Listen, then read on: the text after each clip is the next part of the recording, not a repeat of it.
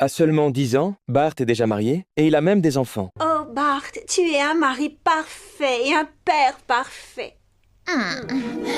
Trop cool. Peu de temps auparavant, Bart avait sauvé Springfield d'un incendie. Pour le récompenser, le maire lui avait offert un permis de conduire. Homer emmena immédiatement Bart faire un tour en voiture. À ce moment-là, une autre voiture les dépassa soudainement. Homer encouragea Bart à accélérer pour la rattraper.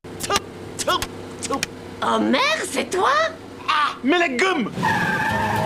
Si tu veux continuer à utiliser cette bagnole, va falloir prendre tes responsabilités. Avec ce portable, je peux t'appeler à chaque fois que j'ai besoin de tes services de chauffeur. Cette nuit-là, alors que Bart dormait profondément, son téléphone se mit à sonner sans arrêt. Allô?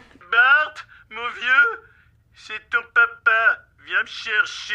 Je crois que je suis dans le quartier chinois. À partir de ce jour, vache. peu importe où il se trouvait, la sonnerie de son téléphone pouvait retentir à tout moment. La ferme, la ferme, la ferme! Pour échapper à Homer, Bart quitta Springfield au volant de sa voiture et finit par arriver dans une ville voisine. Là, il aperçut plusieurs jolies filles au bord de la route. Il décida alors d'aller les aborder. Une de ces dames qui aime la musique stéréo?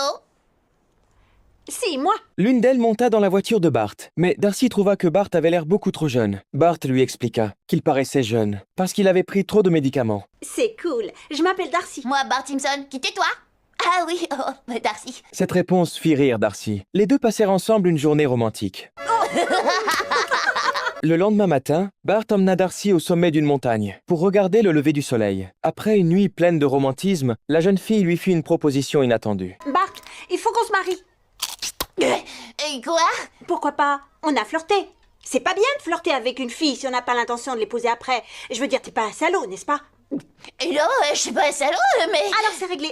Oh la vache, je dois être le premier gars à faire un mariage forcé. Peu après, ils se rendirent à la mairie. La jeune fille signa rapidement les documents, mais Bart commença à hésiter. Il décida finalement de tout avouer.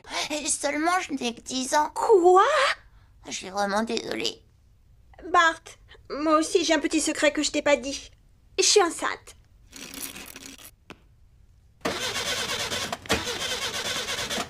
Bart fut finalement reconduit à la mairie. Face aux supplications sincères de la jeune fille, Bart finit par céder. Il décida d'accepter cet enfant. Mais ce n'était pas tout. Il commença même à imaginer sa future vie de famille. Pendant ce temps, Marge reçut une lettre envoyée par Bart. Et de son côté, Bart s'apprêtait à se marier. Au moment décisif, Marge apparut. Finalement, elle réussit à empêcher ce mariage.